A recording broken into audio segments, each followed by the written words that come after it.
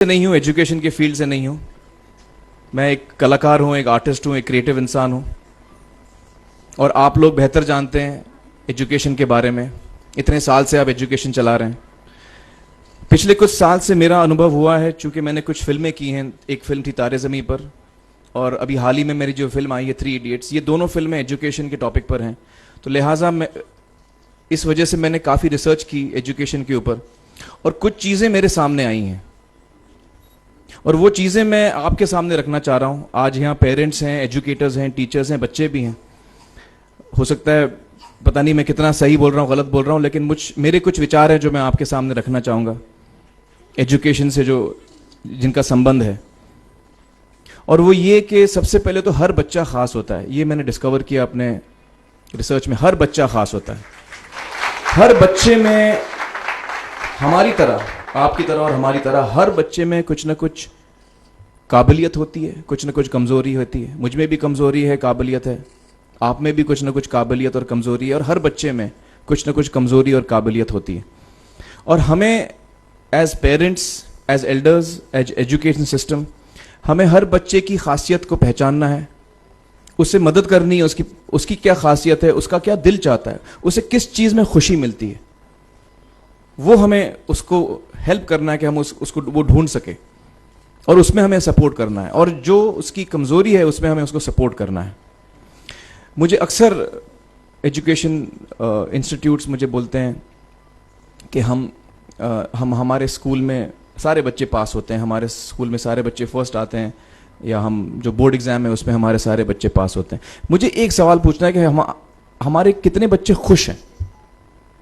सबसे बड़ा सवाल मेरा ये है, how many of our children are happy? और वो जो हैप्पीनेस कोशेंट है ना, वो मेरे लिए सबसे अहम है। क्योंकि देखिए, पढ़ाई लिखाई तो हम सीख ही लेते हैं।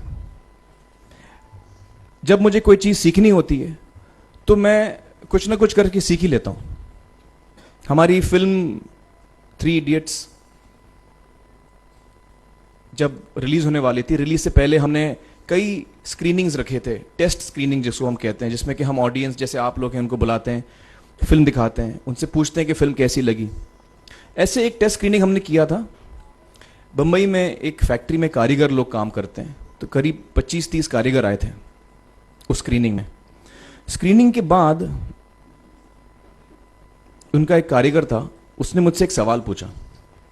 उसने मुझसे ये पूछा, आप लोगों ने फिल्म देखी है 3 इडियट्स? उसमें उसने मुझे एक सवाल पूछा जो बहुत कमाल का सवाल था। उसने मुझे ये सवाल पूछा कि सर, पिक्चर के अंत में हमें पता लगता है कि आप तो रणछोड़ दास थे ही नहीं, रैंचो तो थे ही नहीं आप, तो सर्टिफिकेट तो आपको मिला नहीं, वो तो जावेद जाफरी को मिल गया। तो आप इतने बड़े साइंटिस्ट कैसे बन गए?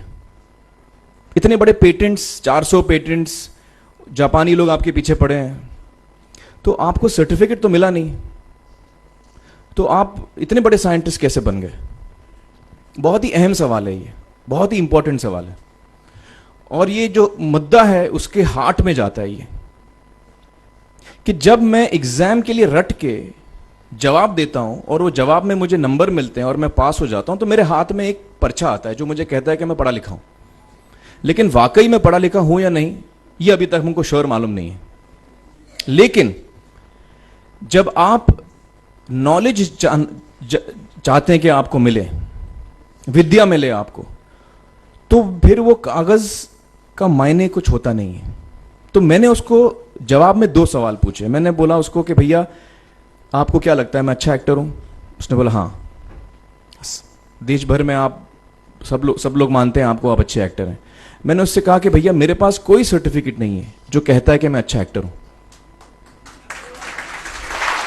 मेरे पास कोई कागज नहीं है जो मुझे बोलता है कि मैं अच्छा एक्टर हूं। मैंने फिर उससे एक सवाल पूछा कि मैंने सुना आप बहुत अच्छे कटर हैं, आपके जो बॉस मुझे बताते हैं कि आप उनके मेन कटर हैं और आपकी बड़ी इज्जत करते हैं वो। आपके पास कोई पर्चा है, सर्टिफिकेट है जो मुझे बताता है कि आप कटर हो? उसने बोला नहीं सर। तो मैंने बोला आपका जवाब आपको इधर ही मिल गया। Education is beyond marks, education is beyond grades, education is what you learn. और मेरी इच्छा है कि हिंदुस्तान में हम एजुकेशन को इस नजरिए से देखें कि हम अपने बच्चों को वाकई शिक्षा दें। और शिक्षा हम खुशी से दें, क्योंकि शिक्षा में सिर्फ ज्ञान नहीं होता, शिक्षा में एक और चीज मिली हुई होती है, वो ये है कि हम अपने बच्चों को डेवलप करते हैं एज ह्यूमन बींग्स।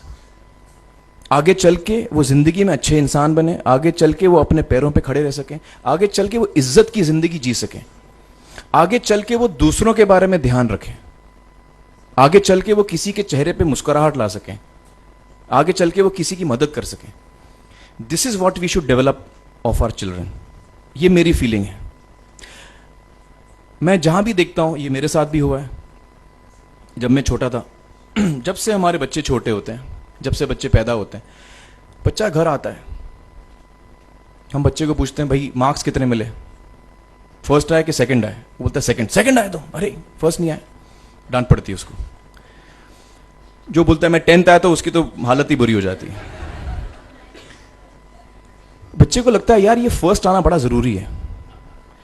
उसको रेस में हम पूछते हैं तुम रेस में फर्स्ट आए कि सेकंड आए, में हम उसको बचपन से, जब से वो केजी लोअर केजी में होता है, जब लोअर केजी में रेस होती है, चमचा मुंह में लगा के उसमें नींबू डाल के भागते हैं। उसमें भी हम बच्चे को पूछते हैं अरे मेरा बेटा फर्स्ट आएगा, ला बेटा मेरा फर्स्ट आना, मतलब पेरेंट्स चिल्ला रहे हैं बेटा भागो, मतलब नींबू लेके भागो। तो उसमें होता क्या है कि बच्चे को लगता है कि यार ये बड़ा जरूरी है। मेरे पेरेंट्स को हमेशा, मेरे पेरेंट्स मुझे एक ही सवाल पूछते हैं, मैं फर्स्ट आया कि नहीं। उसके जहन में ये बात बैठ जाती है कि मेरे को अव्वल आना है, मेरे को कंपीट करना है, मेरे को बाकी लोग से आगे निकलना है। टीचर्स भी यही सवाल उसको पूछते हैं आमतौर पे, मेरे साथ हुआ है। होता क्या है कि जब वो बच्चा 21 साल का होता है तो वो बड़ा सेल्फिश हो जाता है, और उसको सेल्फिश हमने बनाया, हमारे सिस्टम ने बनाया। वो अपने बारे में सोचता है और किसी के बारे में नहीं सोचता, क्योंकि यही हमने उसको ट्रेन किया बचपन से। बचपन से हमने उसको यही ट्रेन किया कि बेटा तुम पहले आना, बाकी सब लोग को भूल जाओ। तो जब वो नौजवान बनता है तो उसका नजरिया सोसाइटी की तरफ यही हो जाता है कि भैया मुझे आगे बढ़ना है, बाकी सब बाय हुक और by crook I must succeed, I don't care about anybody else. मेरा ये दिल कहता है, मेरा ये दिल चाहता है कि अगर हम जितने यहां पेरेंट्स हैं, एडल्ट्स हैं, यंगस्टर्स हैं जो कल जाके पेरेंट्स बनेंगे, अगर हम अपने बच्चों को ये सीख दें जब वो छोटे हैं, जब वो घर आए हम उसको ये सवाल पूछें, ये नहीं पूछें कि मार्क्स कितने मिले, उसको ये पूछें कि बेटा आज तुमने किसकी मदद की,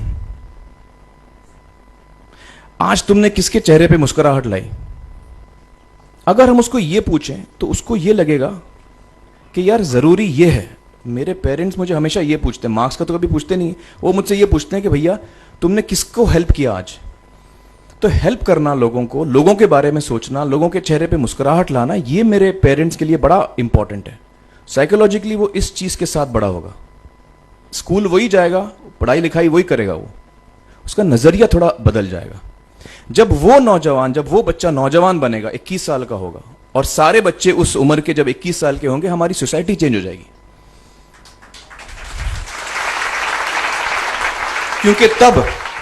क्योंकि तब हमारी सोसाइटी में ऐसे नौजवान होंगे जो खुद के बारे में नहीं सोच रहे, दूसरों के बारे में सोच रहे हैं। तो मुझे लगता है कि सबसे बड़ी चीज जो हमारे एजुकेशन सिस्टम में मैं देखना चाहूंगा, जो मैंने अपने स्कूल लाइफ में नहीं देखी, कि हमको ये अहमियत इस पे दी जा रही है कि हम अपने आसपास के बच्चों को कितना हेल्प कर रहे हैं।